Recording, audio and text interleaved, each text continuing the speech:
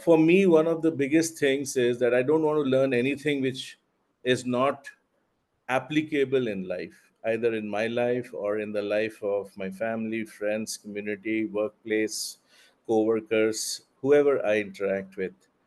And the beauty of this course has been throughout every lesson, everything that we learned, I was seeing a clear connection. And that kept me so glued and so much into this whole course.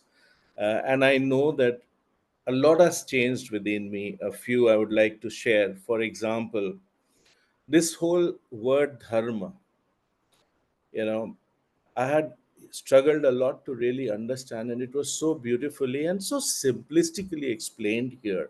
So now I truly understand what we mean when we say this is my duty. And I truly understand through the stories I remember that was told and shared and the concepts, and I'm not going there.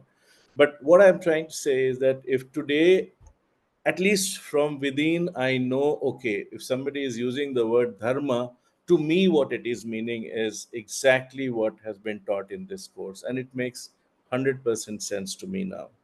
Similarly, what really has impacted my life are the tools that we learn. Everything has, but few things that I want to highlight. For example, many of you would know, we learned in very early times during my times in management courses, PDCA cycle, for example.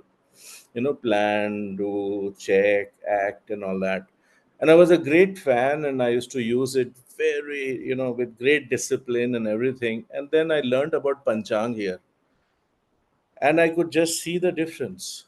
And I said, my goodness, if I had known this Panchang, then the 3.5 decades that I've spent in corporate life, I would have at least been much more efficient in that.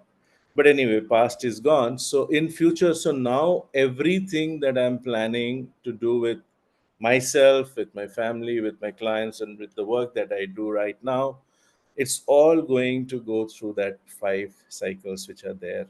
It's so profound, it's so simply profound that it will never ever go wrong. That's the kind of belief I've already developed.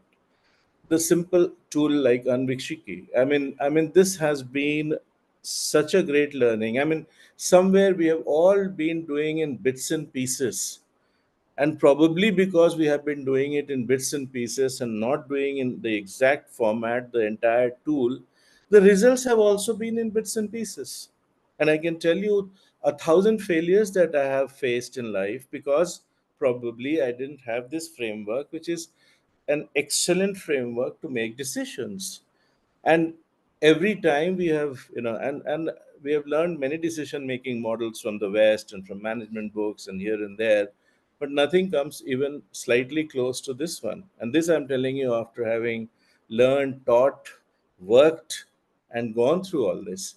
The whole process, I mean, a simple thing that do we check, and I'll share a very small example. When we write policies for employees, for example, do we even check with them or do we even consult them?